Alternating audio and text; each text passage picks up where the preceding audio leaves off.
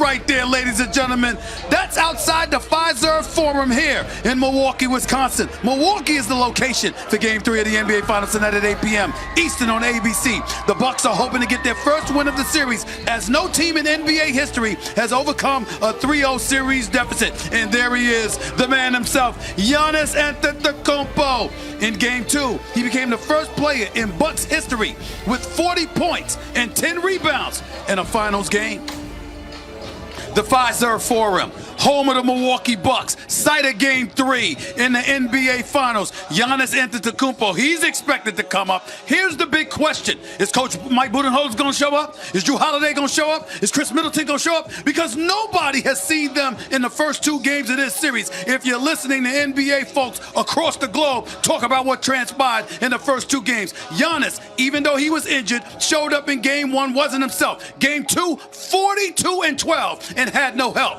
Your guy, Chris Middleton, your secondary option, gets outscored by Pat Connaughton. Jrue Holiday, who was playing lights out in Games 5 and 6 against the Atlanta Hawks, suddenly can't find his offensive swag in Game 2 either. Something is wrong with the Milwaukee Bucks, and here's the reality of the situation. If they're going to win this series, if they're going to have any chance of winning this series, they're going to have to do it in Game 3, starting tonight. It's really that simple. It's put up or shut up. It's game time. It's that important, and they better know it. Now for more on the Milwaukee Bucks, and then some, Malika Andrews. Stephen A. Giannis Antetokounmpo is tired of talking about his knee. He says he continues to feel good, and he knows he needs to be aggressive if the Bucks want to get on the board here in this series. But he also said he knows there's a lot of pressure that comes with the Bucks hosting their first finals game in nearly 50 years and them coming in down 2-0. But at the same time, he said he's trying to keep it light while also continuing to use his drive. He says sometimes he needs to keep that drive in check a little bit, because if he's not careful, he told me it can throw him off of a cliff. But the Bucks are going to need that drive if they want to get on the board here and win Game 3. And for more on their opponents, the Phoenix Suns, here's Dave McMenamin. Thanks, Malika. While Chris Paul had success earlier on in his career playing alongside veteran teammates in Los Angeles and Houston, the last couple seasons, the 36-year-old Paul is paired with a bunch of 20-somethings in Oklahoma City and Phoenix.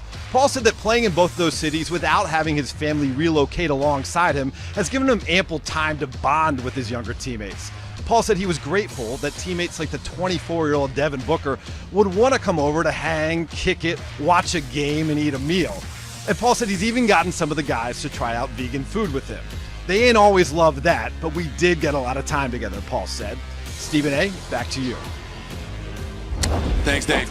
Chris Middleton and Jrue Holiday have combined to shoot 47% at home compared to just 39% on the road. They combined for 28 points in Game 2 loss in Phoenix, missing 25 of their 37 shots. Here's Coach Mike Budenholzer on his team's approach for Game 3. You know, we just got to play. I just want the guys to come and play. We feel like we can play better on both ends of the court. I want them to be free. I want them to compete and play. We welcome in the champion, that is Kendrick Perkins, and the Hall of Famer, that is the one and only Michael Wilbon, standing right next to me. Mike, let's start with you first. How important are Middleton and Holiday's performances going to be tonight? On a 1 to 10 scale, yes. 9+. Wow. They have to play. The whole team has to play.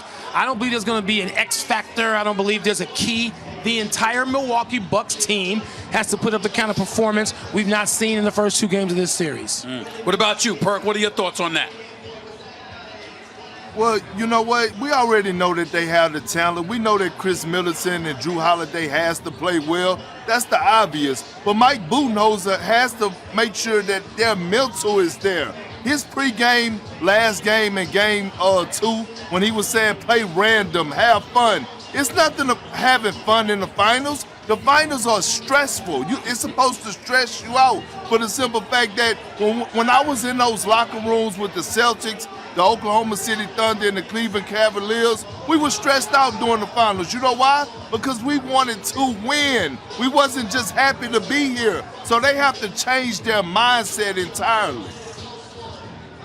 Mike Wilbon, I'll go back to you based off of what Perkins just said. How much scrutiny should be on Budenholzer's shoulders tonight, considering how pivotal this game is and some of the critiques that he's received based off of their performances in Games 1 and 2 of this series? Well, even in normal times, it would be entirely on the coach's shoulders to put his players, no matter what the sport is, in a position to be the best they can. When you talk to players, former coaches, former coaches, the consensus overwhelmingly, Stephen A., is that's not happening.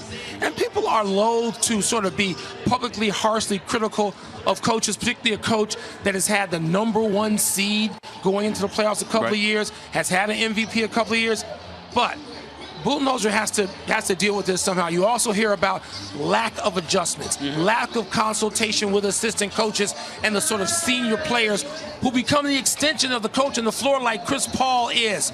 So Budenholzer knows all that. He's heard it all by now. Can he, and is he willing to change any of it? My only thing to say to you, Mike Wilbon and Kendrick Perkins, is this. I don't want to hear about what we've heard. We saw it. We saw assistant coaches trying to talk to him and him turning his back and not even listening to what they were trying to counsel him on in the first 2 games of this series. So Budenholzer better bring his A game today. I'll tell you that much, because they can't go down 3-0. Nobody comes back from that. Still ahead. What Devin Booker is proving to You and I, we made a mistake a couple of years ago with this Bucks team. They had a 2-0 series lead on Toronto, and you and I on this show, we used the term wrap. We were incorrect. I'm not asking you if this is a wrap, but based on what you've seen in these 2 games in Phoenix, what would have to happen for you to believe that something other than the Suns winning 2 more games in this series is going to happen? Well, Giannis has to get some help offensively from the backcourt, whether it's Jrue Holiday or Middleton. Both of them are being paid exorbitant amount of dollars to show up when it counts, and they've been non-existent as far as I'm concerned on the offensive end of the floor. That would be one thing. Another thing is attack DeAndre Ayton. Remember, Dario Saric has torn his ACL, okay? And now tonight, Craig goes down, and he's got an injury as well. They're very thin on their front line. The Milwaukee Bucks are effective on their front line offensively. Attack the interior. Get Ayton out of there and make Phoenix go considerably small. So when you go small as the Milwaukee Bucks, you're still big because you got Giannis at the 5. This, to me, is something that they should be doing, and it's very simple. I'm not going to call it a wrap. We're not going to make the same mistake, SVP, that we made a couple of years ago against Toronto. But I will tell you this. You better win these 2 games, because if you only win 1, I'm not going to disrespect them by assuming they're going to get swept. But if you don't win both of these games in Milwaukee, this series is going to end in 5 right here in Phoenix, and Phoenix is going to capture the championship. Milwaukee's got to go back. They got to win both games. They got to stop worrying about sending out petitions to keep people like me from coming to town. And instead, what they need to do is put forth the petitions against their coach and players and say, rise to the occasion and get it done, because we got a lot on the line here. They've got to play better. They've got to play better defensively, and your guards, who are making a lot of money, in Jrue Holiday and Middleton, who both can play the game. They're not scrubs. You got to show up, and Giannis shouldn't have to be on the sideline imploring you to step it up. You should know automatically that's what you're supposed to be doing. It's the damn finals. It's the NBA finals. This ain't a regular season game. It's on the line. They got to show up. The point that Stephen A. makes about Saric being injured and Craig going out is interesting, because I felt like we heard I felt like both Van Gundy and Jackson pointed out there was a fatigue level that evidenced itself at times with the Suns. Again, they had every answer, but at some point that depth, which was a luxury for this Suns team, is going to become, I don't want to say a weakness, but it's not a luxury anymore. The fatigue does feel like it could be a factor moving forward for the Suns team based on the absence of certainly Saric. We'll wait to find out about Craig. Yeah, defensively, no question. They're going to be very thin up front. I'm not even sure what their solution is going to be when they have to give DeAndre Ayton a blow now. They're not going to play Kaminsky a lot of minutes, so it's no question Monty Williams has more buttons to push now as they go forward. The problem is this, though. When you look at the Suns' role players, and you look at a guy like Bridges, who is a role player on this team, has 27 points. The reason that these guys have these kind of nights is because the ball is shared to such an extent that the looks that they get, the quality of the shots that they take, they always stay in their lane, and it just makes guys play with an enormous amount of confidence and comfort zone. They don't have to try to do anything outside of themselves. And Bridges was pretty good tonight putting the ball on the floor, which he normally doesn't do. But it all stems from the fact that their role players are confident because Chris Paul and Devin Booker are controlling the game. Those guys are going to get great opportunities. And right now they're capitalizing, and the Bucks stars are not playing well. Tim Legler. We'll get more from you a little bit later. Stephen A. Smith, quickly going to get to Coach Bud. Go ahead quickly, Stephen A. I just wanted to chime in with what Tim Legler just pointed out that Phoenix does offensively, Milwaukee's not doing. They're not sharing the basketball. They're not trusting one another. They're not creating a lot of movement without the basketball, which is making it easier for Phoenix to defend them even when they're shorthanded because you're not challenging them. That's the problem. Outscored by 33 from 3. That's going to be a hard math equation to make up for.